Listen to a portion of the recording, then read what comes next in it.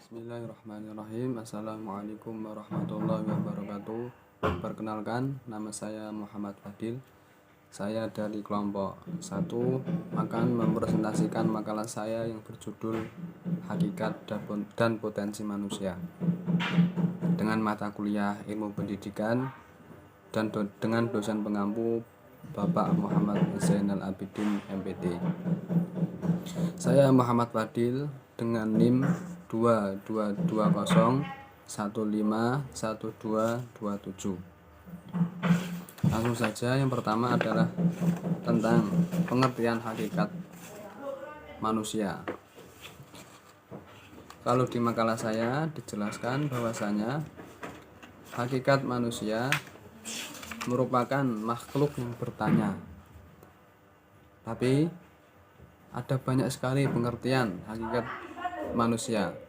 Kalau menurut Islam, hakikat manusia adalah sebagai khalifah di bumi, sebagai hamba Allah. Ada banyak pengertian tentang hakikat manusia. Salah satunya adalah manusia sebagai makhluk sosial. Selanjutnya, di makalah ini dijelaskan bahwasanya kenapa manusia disebut sebagai makhluk yang bertanya. Karena setiap manusia ada dorongan hasrat ingin bertanya, baik itu untuk dirinya sendiri atau untuk manusia yang lain. Selanjutnya adalah tentang potensi dan pengembangan manusia. Setiap manusia atau setiap makhluk mempunyai potensi diri sendiri dan wajib untuk dikembangkan. Karena setiap manusia diberi akal oleh Allah Subhanahu wa taala supaya digunakan untuk berpikir, supaya digunakan untuk berkembang. Maka dari itu, kita sebagai manusia, sebagai makhluk yang diciptakan oleh Allah yang paling sempurna, dan kita diberi akal, maka akal itu sebagai potensi manusia, dan dengan akal itu kita harus mengembangkan diri kita supaya menjadi lebih baik dan lebih baik lagi.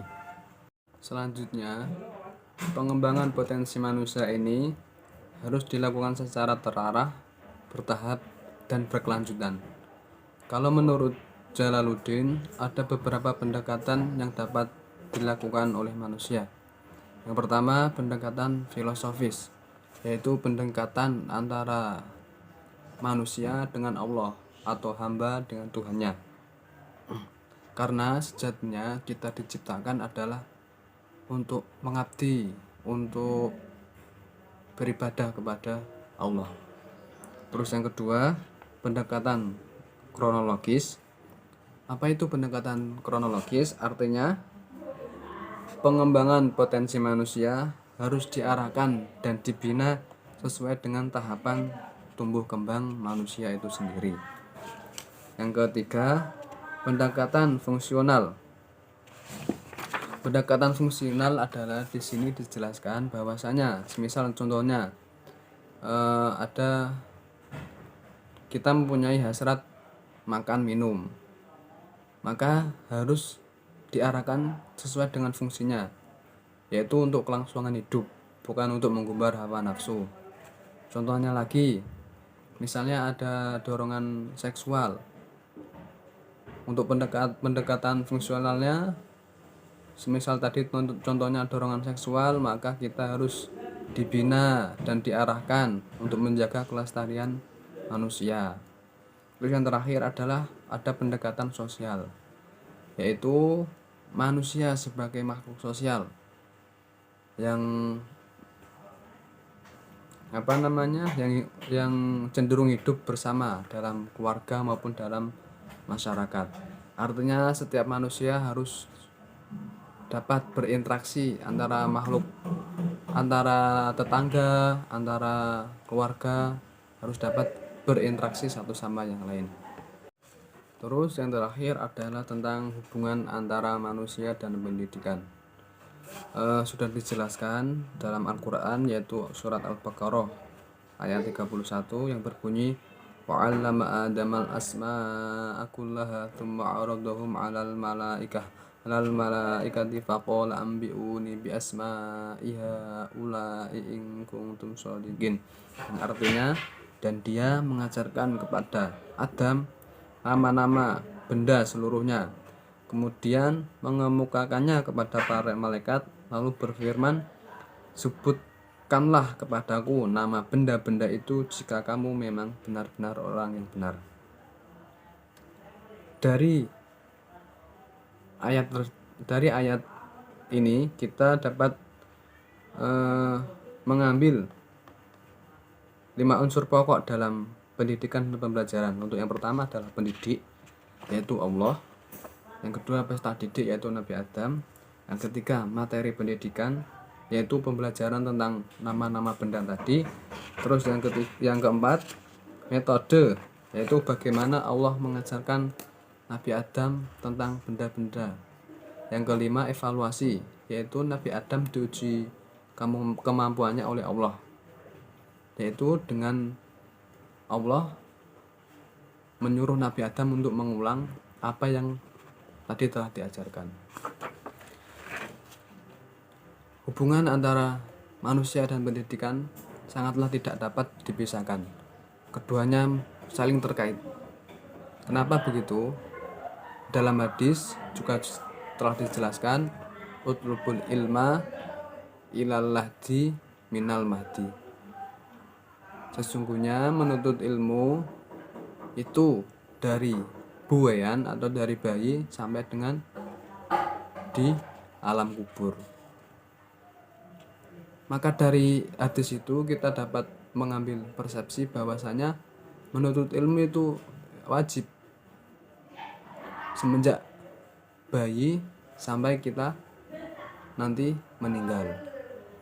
Kenapa begitu? Karena nanti di alam kubur kita juga masih dapat pertanyaan, yaitu man rabbuka dan lain sebagainya. Dan pertanyaan itu juga membutuhkan ilmu untuk menjawab itu.